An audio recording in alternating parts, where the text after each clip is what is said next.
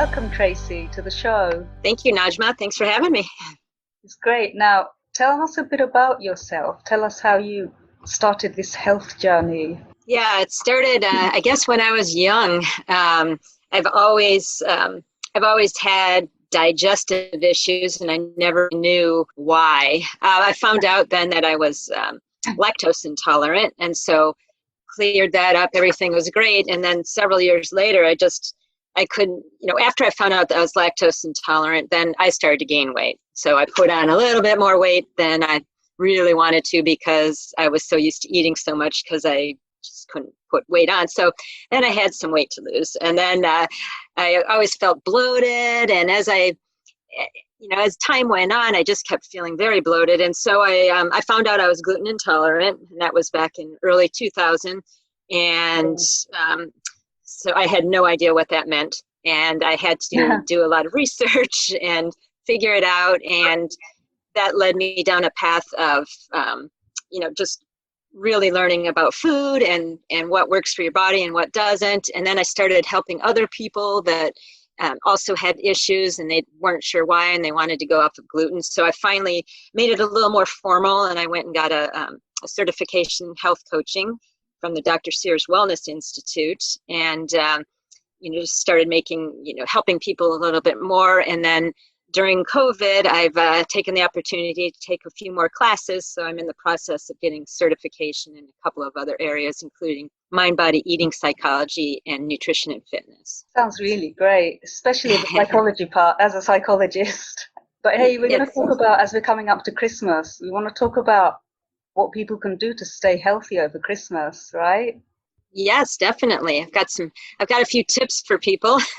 Well, basically, that with COVID, I know there's not as many gatherings or parties than there used to be, but there still are some, and people still cook a lot and do their make their holiday treats. And so, you still have to be careful. And, it's the holidays and everybody is making comfort food and cookies and great dishes their grandmothers prepared. So, and you're still maybe going to go to friend's house here and there. So my first tip is to basically plan ahead. So if you're going somewhere, find out what's going to be served. If you've got some dietary restrictions or you're just concerned, find out. And that way you're going to at least know.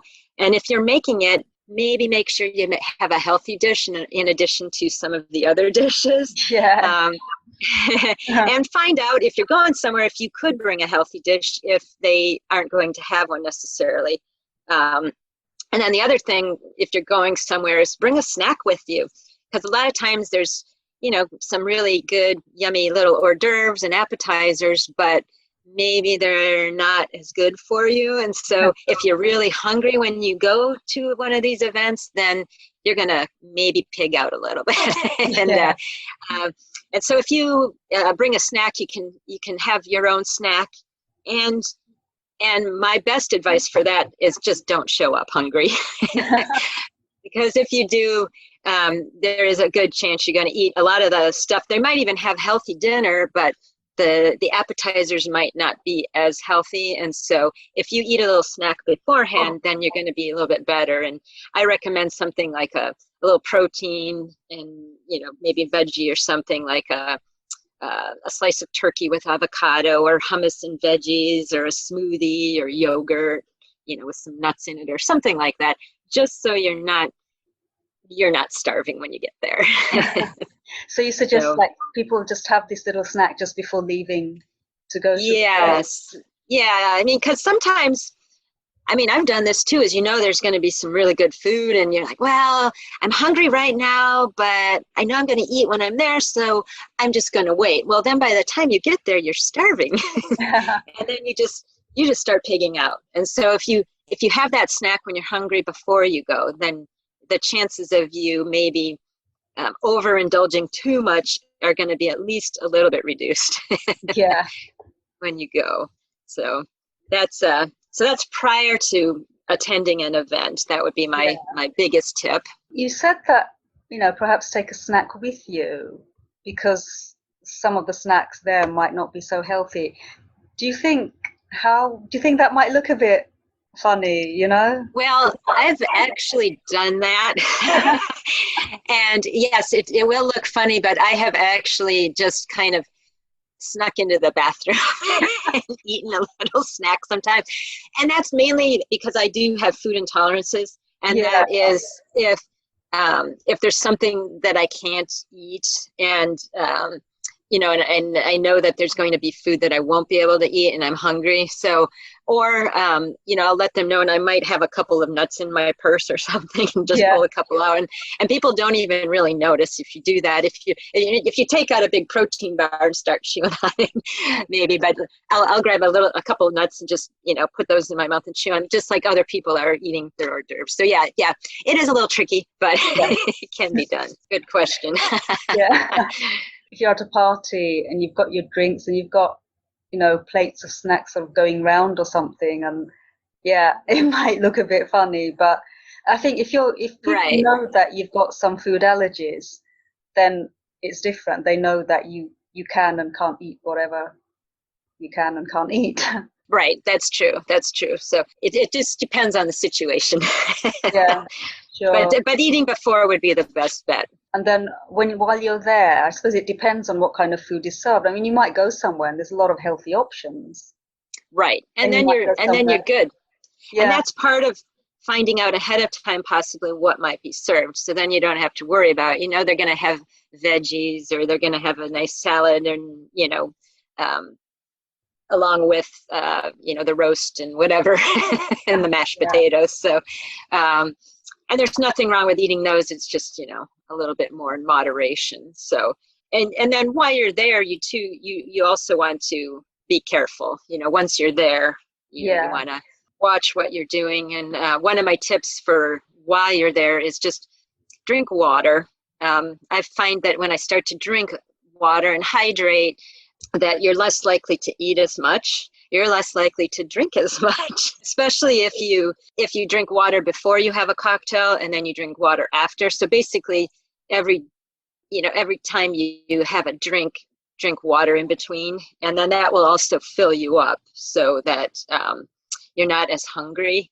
And it takes the place of food. And a lot of times most people don't hydrate very well anyway. And so it's just a good rule of thumb in general to drink a little bit more water. And especially during the holidays when you're eating foods that are a little more sugary and salty and, it's a good idea. So would you recommend you hydrate well before you leave your house to go to these parties? Yeah, I would say before you go, if you could drink a bottle of water, that would be great. But once you're there, even just, I would suggest getting water. Most places will have water, sure. And just make it a point to drink a little bit of water, whether they have a little bottle or they have glasses. And if you're really craving salt and sugar, you might want to put a little lemon in the water, or ask if they have lemon. Some places they actually have a lemon water, and that helps with the electrolytes and just kind of helps to reduce some of the cravings a little bit. I love lemon water. It's a great tool. I know. I drink lemon water too. It's supposed to be quite detoxing, isn't it? Yes, definitely. And it helps put some electrolytes back in your system. So it's good, and it'll fill you up a little bit too. So you won't have the inclination to eat as much, maybe. I've actually noticed recently when I've been having lemon water in the early evenings, I feel a bit heavy. Yeah, because it fills you up. And so I usually drink it in the morning just because it kind of detoxifies a little bit too. But in the evening, it's anytime you drink it, I think it's a good idea. So is lemon water something that is more detoxifying in the morning if you have it first thing in the morning rather than any other time? It's been recommended. There's been tests that show if you just have not even cold water, but lukewarm water, just not tap water, but, regular room temperature water with lemon. It does help with the detoxification. I think it helps at any time, but because your system, basically you've been fasting for the amount of time you're sleeping. Sure. And so your system is able to detox easier, I think, with, before you put anything else into it, get rid of what you had in it already. So. Sure. And that's probably why you feel a little bit more full if you drink it in the evening. It's maybe after, dinner or lunch or whatever, and your system's already a little bit, got some stuff in it. So. Oh, okay. Yeah, that makes sense. And what other tips do you have for? Yeah, so, when you're eating at home or when you're out and about, at a gathering, you want to try to say no to certain foods, and not all the time. We're human, Yeah. and you want to eat all the good stuff, but basically, because you're never going to make it through if you say no to everything. And then what's going to happen is you're going to feel like you're, I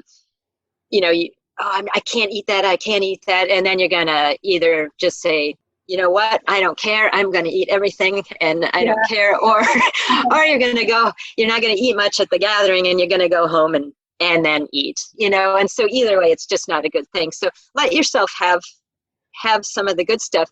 So kind of follow the 80-20 rule.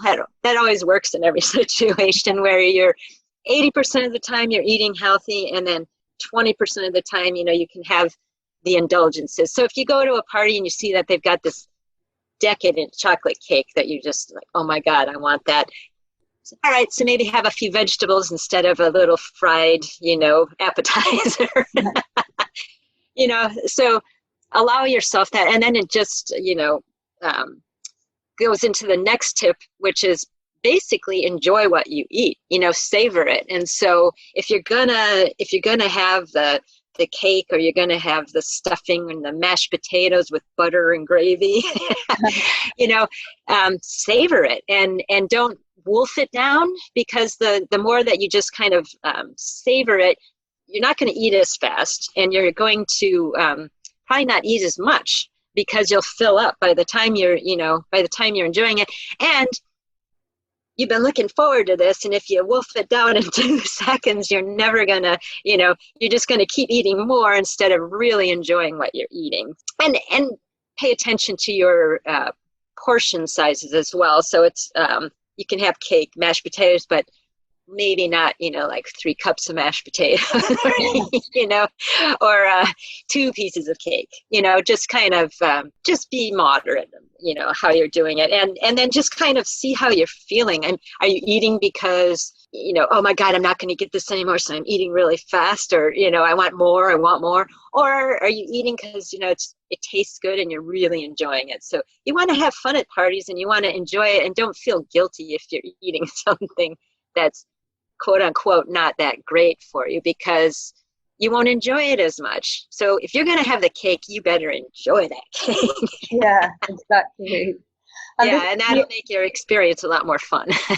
Yeah, and the 80-20 rule, I'm just thinking, because that generally people that are really wanting to be healthy, they sort of have this or 80-20 rule. Some people may be a bit different, maybe a bit higher, 90-10, whatever. Right. But do you think some people might be thinking, well, it's Christmas and for 2 weeks, I want to ditch the 80-20 rule. Can I have like 60-40 instead or something, Well, you can. And then the problem with that sometimes is that then you feel like crap. You're bloated, you're the next day it's bad, or even that night, you're just feeling, it doesn't feel good. And so if you kind of try to stick to some a percentage, I guess, that works for you, where, you can eat some of the food that's not necessarily as good. I hate calling food bad, because food isn't bad. It's how you react to it that is, not as, comfortable necessarily. So you want to try to outweigh feeling really bad and bloated and having digestive issues versus just going for it for a few weeks. My thought is that if you want to really enjoy the whole time and enjoy what you're doing, then enjoy it, and don't get the yucky feelings too, where your system is feeling yucky. So it's a personal thing. Yes, you can just say, I'm just going to go for it. I'm just going to eat like crap for, and that's a lot of people do that. Or you can say, all right, I'm still going to eat this stuff that I really like, but I'm just going to also eat a little bit more healthy. And so I don't feel so bad the next day or that evening or whatever. So It's your personal choice. So yeah, I guess it depends on how each individual reacts as well. Like some people have got certain allergies, certain issues, and they are going to feel really bad if they just, even slightly go over. And other people right, can say, well, I eat 80/20, all year round, and now I'm just going to, eat a right. bit more of the other kind of stuff. Well, and that makes sense. And if you're already eating 80/20, yes, it's a time for indulgence. So yeah, you can go 60/40. I mean, you can, I guess what works for you. There's a lot of people I know that food bothers them a lot, and they still eat it because they just like it, and they say they know they're going to pay for it. So, that's how, with my food allergies, they're kind of it's not even allergies, it's more intolerance, but they're drastic enough that I just don't want to eat the stuff that I'm, have issues with. But, some people, their symptoms are less severe, and so they put up with them. Yeah. And that's a personal choice. But if you want to try to get healthier, eventually you want to kind of just cut back on that stuff. Yeah, cool. You can still indulge, but cut back a little bit. And yeah, it's always about moderation and balance. Yeah. And what else can people do? Another thing is to just, as I mentioned before, just slow down with your eating, because if you eat too fast, you're not going to enjoy it as much, and you're going to just eat too much. And that's a tip that you can use year round.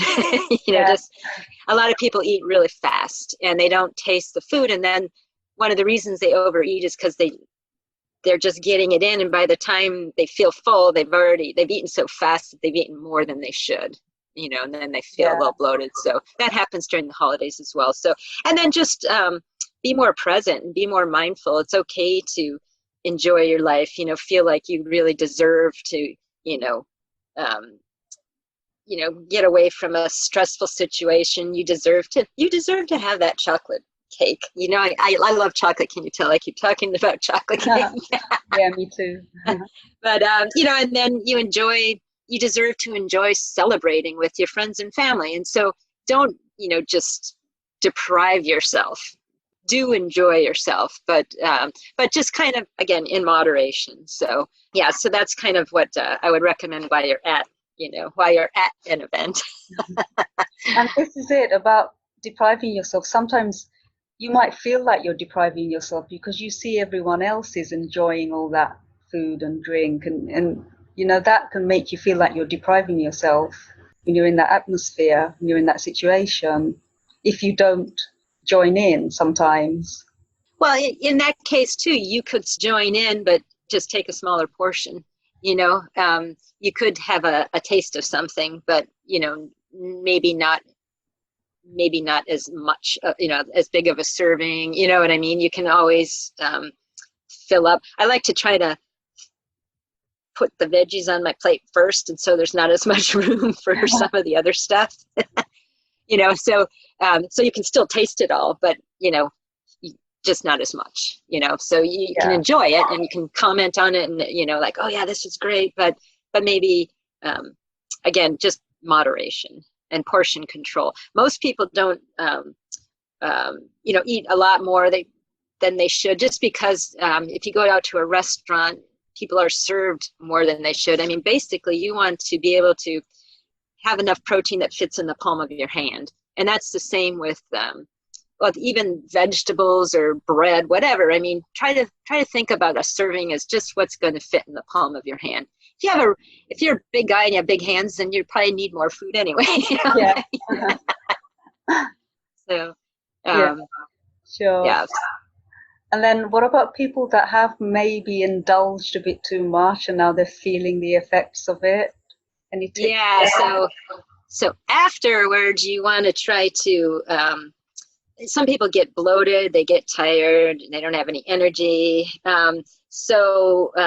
What you want to try to do is, whether it's that night, usually it's not going to happen that night because you're feeling crappy, but the next morning, what you should try to do is do the lemon water.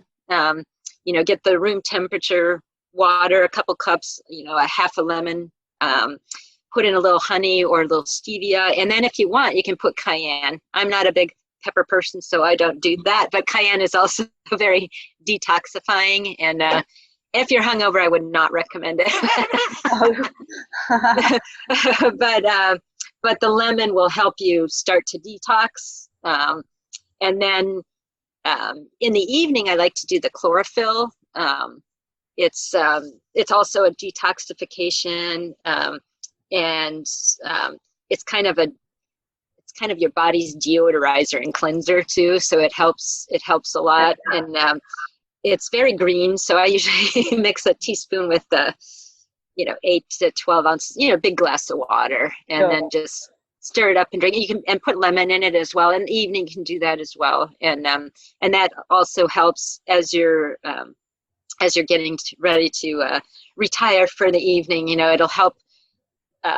It'll be in your system, and so that'll help your overnight, because your body does a lot of its cleansing at night. That's why sleep is so important too. Is that your body needs to cleanse, and so and then another great way to detox is to sweat it out. Get a workout in, do either a walk, or if you run, do like brisk walk. You can do a strength training, do a high intensity interval training. And, right now it's hard to do those things. You can't go to a gym necessarily, but if you can go outside, there's a lot of programs online that you can do just to, get the body moving. Just doing jumping jacks or running in place can help you work up a little bit of a sweat. And so that's a great way to detox as well. So, and then you want to, usually after you sweat like that, you want to take a little shower, rinse off, just to get rid of some of those toxins. And if it's been a particularly rough evening, you can actually sometimes just smell it, as you're, it's working then. And would a sauna be just as helpful? A sauna would be great too. Yep. If you've got access to a sauna, then that would be great. So again, I know in these times it's difficult to have access to something like that because the COVID, but it's definitely a sauna would be great. And then once the holidays are over, I know we're looking ahead quite a bit now. The holidays tend to be maybe like just a few weeks, especially now. There's not many sort of office parties probably not going on very much. So the holiday time might be a bit more condensed this year anyway. And then people think about, well, I'm going to start the diet in January, or I'm going to start getting more healthier in January. They sometimes take time to reflect on that, especially I think the period in between Christmas and New Year sometimes can be a time when some people are going to work, but some people are not going to work, and it's time of reflection too, and thinking about how to move forward. So is there any things that they could sort of focus on or think about? Yeah, definitely. One thing that you can start to do is think about what your personal goals are, in terms of what you want from a health standpoint going into the new year. Do you want to lose weight? Do you want to have more energy? Do you want to sleep better? Whatever your goal is. And then really get clear on why you want that goal, because that's really going to help you as you plan for it, and how is this, if I achieve this goal, how am I going to feel? And next year at this time, am I going to be sitting here saying I want to do the same thing again? Or do you, how is it going to make you feel if you achieve your goal, and how is it going to make you feel if you don't, So really kind of get clear, and that'll help you. And then get in there and clean out your cabinets. You want to make sure you don't have the temptations. And so kind of do an inventory of what's in your cabinets, your fridge, and get rid of processed foods that bother you, foods that aren't that great. Give them away, or, just clean them out so you don't have that temptation, the chips and whatever, or eat them all that final week, and then start over.